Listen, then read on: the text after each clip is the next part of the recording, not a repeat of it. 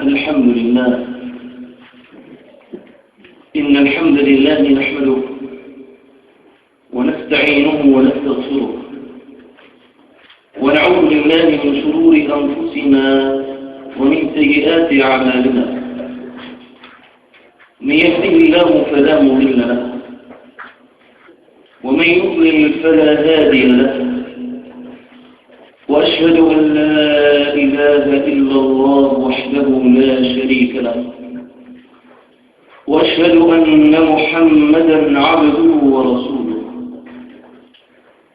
يا أيها الذين آمنوا اتقوا الله حق تقاته ولا تموتن إلا وأنتم مسلمون. يا أيها الناس اتقوا ربكم الذي خلقكم من نفس واحدة وخلق منها زوجها وبث منهما رجالا كثيرا ونساء، واتقوا الله الذي تساءلون به والأرحام، إن الله كان عليكم رقيبا. يا أيها الذين آمنوا اتقوا الله وقولوا قولا سديدا يصلح لكم أعمالكم ويغفر لكم ذنوبكم، ومن يطع الله ورسوله فقد فاز فوزا عظيما. أما بعد، فإن أصدق الحديث كلام الله، وأحسن الهدى هدى محمد صلى الله عليه وآله وسلم، وشر الأمور محدثاتها، وكل محدثة بدعة، وكل بدعة ضلالة، وكل ضلالة في النار. أما بعد، أيها الناس، لقد قال الله عز وجل: ولله الأسماء الحسنى فادعوه بها. إن لله عز وجل أسماء حسنى ينبغي أن يتعرف العبد إلى ربه سبحانه وتعالى من خلالها، وأن يعيش في فضاء التوحيد والإيمان على ضوئها. فلقد روى البخاري ومسلم في صحيحيهما من حديث أبي هريرة رضي الله عنه وأرضاه قال: قال رسول الله صلى الله عليه وسلم: إن لله عز وجل 99 اسما 100 إلا واحدا، من أحصاها دخل الجنة، وإنه وتر يحب الوتر. يا لهذا الفضل العظيم الذي نطق به هذا الحديث الكريم من أحاديث رسول الله صلى الله عليه وسلم: من أحصاها دخل الجنة. وهل تأتي الواجبات وتترك المحرمات أيها العبد إلا من أجل أن يدخلك ربك الجنة؟ فمن زحزح عن النار وأدخل الجنة فقد فاز. فتأمل في هذا العمل الجليل الذي علق دخول الجنة به. من أحصاها أحصى 99 من أسماء الله عز وجل، رزقه الله سبحانه وتعالى الجنة. قال علماؤنا: أحصاها لها معاني. المعنى الأول: أحصاها بمعنى حفظها ووعاها، وجاء هذا في رواية من روايات هذا الحديث: من حفظها دخل الجنة. وقال بعضهم: من أحصاها بمعنى دعا الله سبحانه وتعالى بها، فإذا أراد الرحمة قال يا رحمن ارحمني، فإذا أراد المغفرة قال يا غفار اغفر لي، فإذا أراد أن يعطيه ربه سبحانه وتعالى قال يا معطي يا رزاق يا حنان يا منان امنن علي. المعنى الثالث قال العلماء من أحصاها معناها من فهمها ووعاها وعقل معانيها. وقال بعضهم وهو المعنى الرابع والأخير أحصاها بمعنى أطاقها، أطاق حفظها وأطاق الدعاء بها وأطاق التعامل بها وفهمها وعقلها، كما قال عز وجل علم أن لن تحصوا بمعنى علم أن لن تطيقوا.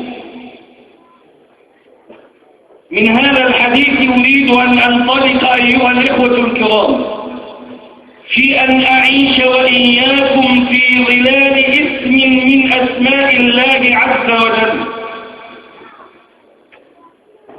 الذي ضيع جمهور معانيه جماهير المسلمين. اسم الله عز وجل الرازق، واسم الله عز وجل الرزاق. قال سبحانه وتعالى في سورة المائدة وهو يتكلم عن عيسى عليه السلام وارزقنا وأنت خير الرازقين. وقال في الآية الأولى في الآية الأساس بهذا المعنى في أواخر سورة الذاريات وما خلقت الجن والإنس إلا ليعبدوني ما أريد منهم من رزق وما أريد أن يطعموني إن الله هو الرزاق ذو القوة المتين. فنريد أن نعيش في ظلال هذا الاسم الجليل. وهل يذوق الإنسان التعب والشقاء والعناء في هذه الدنيا إلا من أجل طلب الرزق الذي يهتم به كل الناس؟ فلا بد أن نعيش سويا في ظلال هذا الاسم الجليل اسم الله الرزاق. وأبدأ بمعنى في هذه الآية العظيمة وما خلقت الجن والإنس إلا ليعبدوني ما أريد منهم من رزق وما أريد أن يطعموني إن الله هو الرزاق ذو القوة المتين. فإن الله عز وجل في هذه الآيات كلفنا بشيء وتكفل لنا سبحانه وتعالى بشيء. كلفنا بالعبادة وتكلف لنا بالرزق، فكان الأولى أن نجتهد فيما كلفنا به وأن نظر الأمر الذي تكفل به سبحانه وتعالى وكفى بالله كفيلا وكفى بالله وكيلا. غير أن الناظر في واقعنا يجد أن الناس انصرفوا عما كلفهم الله به وانشغلوا فيما تكلف الله به، انصرفوا عن العبادة وذهبوا وهرعوا في طلب الرزق من حلال وحرام من كل جهة من كل جانب، لا يهمه من أين يأخذ ولا من أين يأكل. أيها العبد المسلم، أيها الأخ المسلم، اعلم بارك الله فيك أن الله عز وجل هو الذي خلق الخلق وهو الذي تكفل برزقهم وهو الذي أعطاهم ومنحهم ومدهم. قال سبحانه وتعالى ثم رزقكم ثم يميتكم ثم يحييكم. فالله عز وجل لن يضيع لك رزقك أبدا. وما من دابة في الأرض إلا على الله رزقها ويعلم مستقرها ومستودعها كل في كتاب مبين. وكأي من دابة لا تحمل رزقها الله يرزقها وإياكم وهو السميع العليم.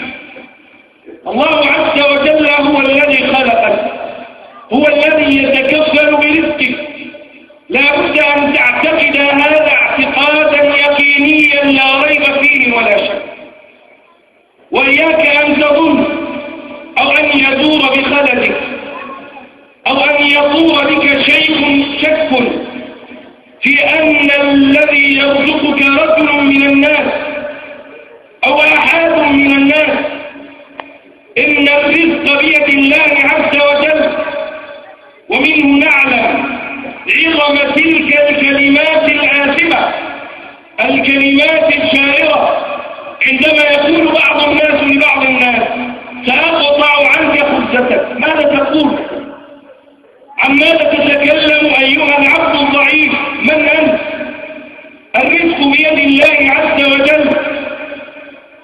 روى البخاري ومسلم في صحيحيهما من حديث عبد الله بن مسعود رضي الله عنه وارضاه عن رسول الله صلى الله عليه وسلم قال: إن أحدكم يجمع خلقه في بطن أمه 40 يوما نطفة ثم يكون علقة مثل ذلك ثم يكون مضغة مثل ذلك ثم يرسل إليه بالملك فينفخ فيه الروح ويؤمر ب4 كلمات.